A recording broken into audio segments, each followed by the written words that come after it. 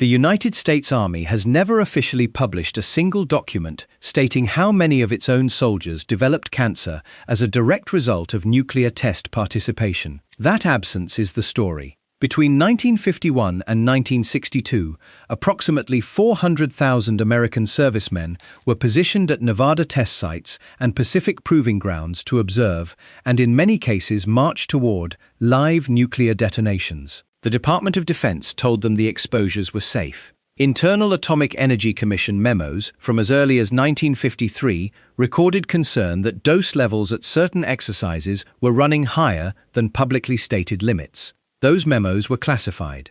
The soldiers were not informed of their contents. The question is not whether the Army knew there was a risk. The documents confirm that it did. The question is what it decided to do with that knowledge, and what that decision cost the men who were never told about it.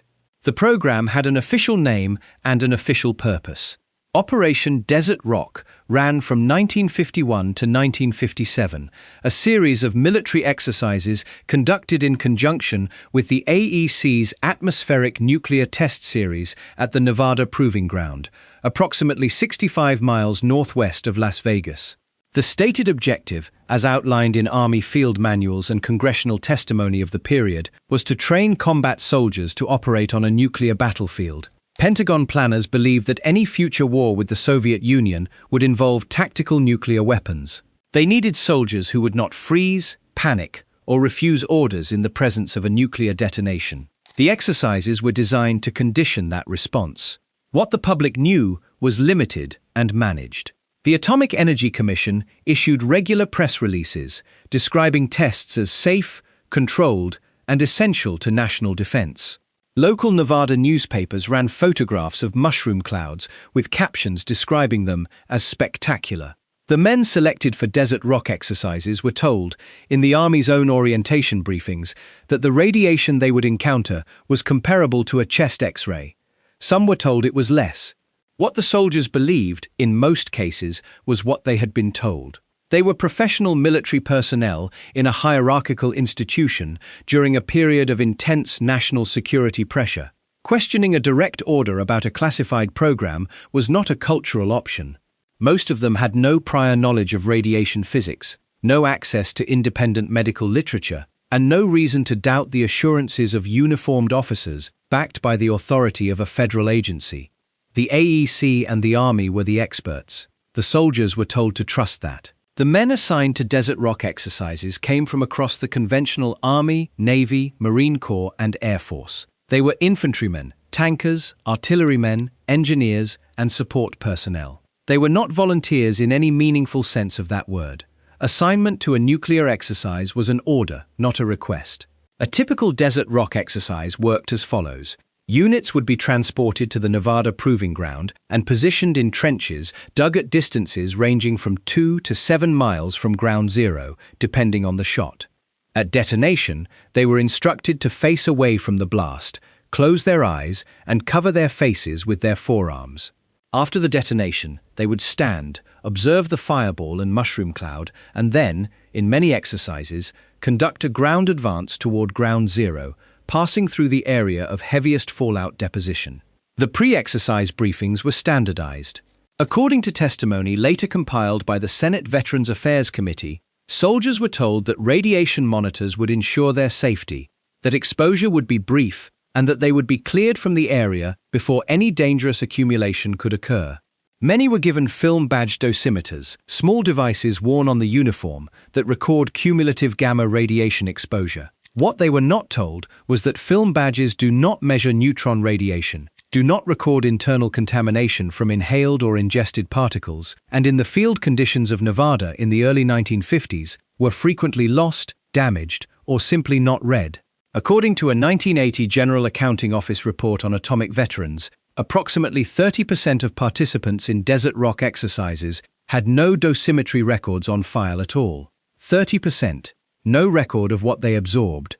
The first Desert Rock exercise, Desert Rock 1, took place on November 1, 1951, during Operation Buster Jangle. Approximately 6,500 soldiers observed a 21-kiloton airburst from trenches roughly 7,000 yards from ground zero.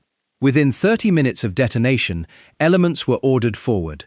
The exercises escalated in both size and proximity over the following years. By Operation Upshot Knothole in 1953, the Army was positioning troops in trenches as close as 2,500 yards, less than 1.5 miles, from detonations in the 15 to 43 kiloton range. An internal AEC Health and Safety Division report, partially declassified in 1979, noted that fallout patterns at several upshot knothole shots extended beyond predicted boundaries, and that troops in forward positions received exposures exceeding planning assumptions. The report recommended enhanced monitoring for future exercises. It did not recommend informing the troops who had already been exposed. At Exercise Desert Rock 5, conducted during Upshot Knothole in May 1953, approximately 2,200 soldiers participated in a maneuver that brought infantry units to within 900 yards of a nuclear detonation site within 2 hours of the shot. According to contemporaneous Army field reports obtained through Freedom of Information Act requests in the 1990s, radiation readings in the advanced zone reached levels that, under then-current AEC guidelines, would have required evacuation. The exercise continued. The soldiers were not told what the monitors were reading. The Pacific program was larger in scale and, in some respects, more systematically dangerous. Operations at Bikini and Eniwetok atolls between 1946 and 1958 involved Navy and Marine Corps personnel in post-detonation shipboarding, lagoon decontamination operations, and beach surveys that exposed them to residual radioactivity from weapons many times more powerful than anything detonated in Nevada. Operation Crossroads in 1946 alone involved approximately 42,000 military and civilian personnel. After the Baker underwater shot, sailors were sent aboard contaminated target vessels using saltwater hoses and stiff brushes as their primary decontamination tools. A 1947 Joint Task Force report, declassified in 1974, concluded that the decontamination methods employed were essentially ineffective and that personnel had received unmeasured internal contamination from radioactive water and surface contact. The Navy filed the report. The sailors went home. The total figure of approximately 400,000 participants across all continental and Pacific test series between 1945 and 1963 comes from a 1985 Defense Nuclear Agency study. That figure includes individuals who participated in multiple shots. The Defense Nuclear Agency itself described the dosimetry record for this population as incomplete. The Army and the AEC did not simply fail to study the health consequences of atomic veteran exposure. They actively managed the information environment around those consequences. The primary instrument of suppression was the secrecy agreement. Soldiers who participated in nuclear tests were routinely required, at the conclusion of their participation, to sign documents acknowledging that their activities were classified and that they were prohibited from discussing what they had observed or experienced. The specific form used through much of the 1950s was a standard security oath covering classified military operations. Veterans who later developed cancers and sought to connect their illness to their service were frequently unable to obtain their own exposure records, both because the records were classified and, in many cases, because the records did not exist. The legal framework reinforcing this was the Ferez Doctrine, a 1950 Supreme Court ruling that barred active-duty military personnel from suing the federal government for injuries sustained in the course of service. Veterans who developed leukemia, thyroid cancer, or bone cancer in the decade after their test participation had no legal avenue to pursue compensation and no access to the classified studies that might have documented the connection. The AEC conducted its own follow-up epidemiological work during the 1950s and 1960s. According to documents released through the National Security Archive in the 1990s, AEC Health Division staff compiled preliminary mortality data on test participants that suggested elevated cancer incidence in certain exposure categories. That data was not published. An internal 1965 AEC memorandum described concern that releasing preliminary mortality studies without definitive conclusions would generate unwarranted public alarm and potential litigation. The decision was made to continue data collection without publication. The soldiers were not informed that a study tracking their cancer rates existed. The information did not emerge from a government initiative. It emerged from the veterans themselves. Beginning in the late 1970s, atomic veterans began organizing independently, comparing diagnoses, and contacting congressional offices. Paul Cooper, a Desert Rock veteran who developed multiple myeloma, testified before the Senate Veterans Affairs Committee in 1978. He brought his film badge record, which showed a recorded dose of less than 1 rem, and his oncologist's letter, noting that multiple myeloma had no established cause in his family history. Cooper was not making a legal argument. He was making a statistical one. He knew 15 men from his unit. 4 had developed cancer. He wanted to know if anyone was counting. Congress was not counting. The Defense Nuclear Agency was not counting. The Veterans Administration was not counting. The National Academy of Sciences released a report in 1980, commissioned by Congress, which concluded that existing dosimetry records for atomic veterans were insufficient to support definitive epidemiological conclusions, but that the pattern of cancer incidents reported by veteran organizations was consistent with radiation exposure and warranted further investigation. That investigation, the Nuclear Risk Study, was funded in 1981 and produced preliminary results by 1985. Those results indicated statistically significant elevations in leukemia mortality among certain groups of test participants compared to control populations. Congress passed the Veterans Dioxin and Radiation Exposure Compensation Standards Act in 1984, creating a limited presumptive compensation pathway for atomic veterans with specific cancers. The legislation listed 13 cancers initially presumed to be service-connected for eligible veterans. The eligibility criteria were narrow, the application process was bureaucratically demanding, and the initial approval rate for claims was approximately 25%.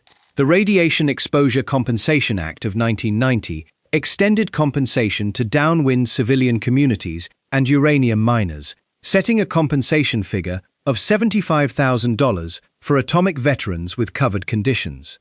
By 2000, the Department of Justice had paid approximately $315 million in claims under the Act. The number of veterans who had died before the Act passed, uncompensated, unacknowledged, was not calculated in the legislation.